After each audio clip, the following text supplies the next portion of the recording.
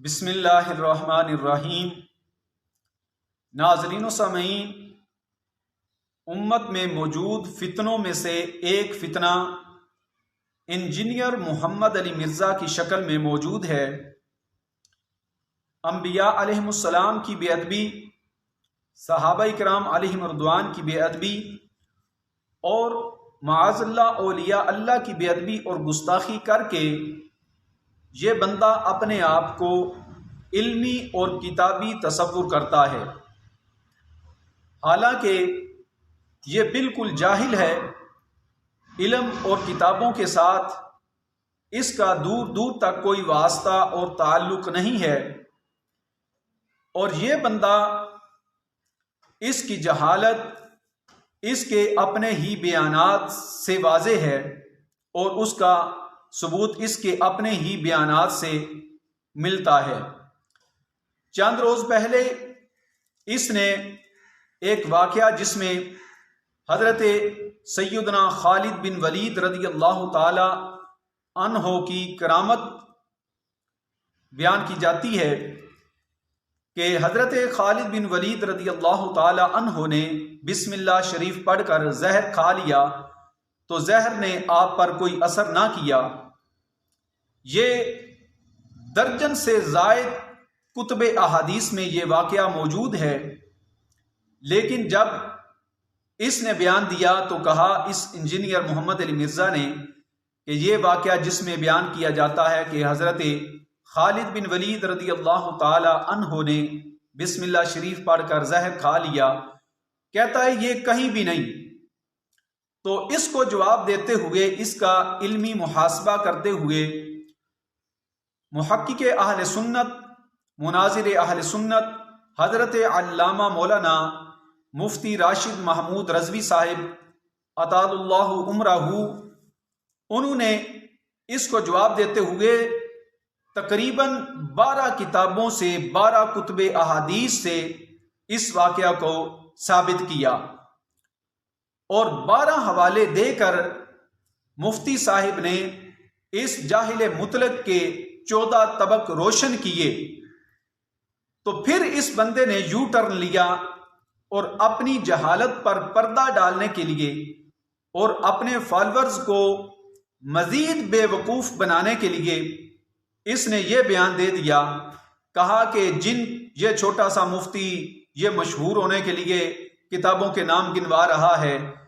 اور کہتا ہے جن کتابوں کے یہ نام لے رہا ہے مفتی، ان کتابوں میں ہی یہ بات لکھی ہے کہ یہ روایت، یہ واقعہ ضعیف ہے۔ حالانکہ مفتی صاحب نے جو 12 کتابوں کے حوالے پیش کیے ہیں، ان میں سے کسی ایک کتاب سے بھی یہ جاہل مطلق انجینئر محمد علی مرزا کسی ایک کتاب سے بھی یہ نہیں دکھا سکتا کہ مفتی صاحب کے 12 حوالہ جات جو بیان کیے ان میں سے کسی ایک کتاب سے بھی یہ ثابت نہیں کر سکتا قیامت تک کہ کسی ایک محدث نے بھی ان کتابوں میں سے اپنی کتاب میں اس بات کو نقل کرنے کے بعد لکھا ہو کہ یہ واقعہ، یہ روایت ضعیف ہے۔ تو اتنی بے شرمی کے ساتھ یہ بندہ کذب بیانی کرتا ہے، جھوٹ بولتا ہے اپنے جہالت کو چھپانے کے لیے، اور افترا باندھتا ہے محدثین پر کہ کتنے دھڑلے سے یہ بندہ کہہ رہا ہے کہ جن کتابوں کے یہ مفتی صاحب حوالے بیان کر رہے ہیں انہی کتابوں میں یہ لکھا ہے کہ یہ ضعیف ہے، حالانکہ کسی ایک کتاب میں بھی مفتی صاحب کی بیان کیے گئے حوالہ جات میں سے کسی ایک کتاب سے بھی یہ دکھا نہیں سکتا کہ فلاں کتاب میں فلاں محدث نے یہ لکھا ہے کہ یہ روایت، یہ واقعہ ضعیف ہے۔ اور بالآخر اس نے اپنی جہالت کو چھپانے کے لیے اور اپنے فالورز کو مطمئن کرنے کے لیے امام حیثمی کی مجمع الزوائد سے، امام حیثمی کا جو آپ نے تحکیم بیان کی اس روایت کے اوپر، اس کو سہارا بناتے ہوئے اور اس میں دجل اور فریب کا مظاہرہ کرتے ہوئے اپنے فالورز کو مطمئن کرنے کے لیے اتنا بدترین اس نے خلط ملط کی اور کذب بیانی کر کے اپنی جہالت کو چھپانے کی کوشش کی۔ امام حیثمی نے جو اس پر تحکیم بیان کی وہ آپ سماعت فرمائیں۔ فرماتے ہیں کہ یہ روایت امام ابو یعلا نے نقل کی ہے اور امام طبرانی نے بھی اس کی مانند نقل کی ہے۔ امام طبرانی کی 2 اسناد میں سے ایک کے رجال صحیح کے رجال ہیں اور یہ روایت متصل ہے، اور ان دونوں کے رجال ثقہ ہیں۔ 2 سندوں کے ساتھ امام طبرانی نے المعجم الکبیر کی 3718 اور 3719 2 سندوں کے ساتھ امام طبرانی نے معجم کبیر میں اس واقعے کو نقل کیا 2 سندوں کے ساتھ۔ امام حیثمی فرماتے ہیں اس میں ایک سند جو ہے 3719 اس کے بارے میں امام حیثمی فرماتے ہیں اس کی سند، اس کے رجال صحیح کے رجال ہیں اور یہ متصل روایت ہے۔ لیکن انجینئر محمد علی مرزا کتنا بڑا جھوٹا اور کتنا بڑا فراڈیا ہے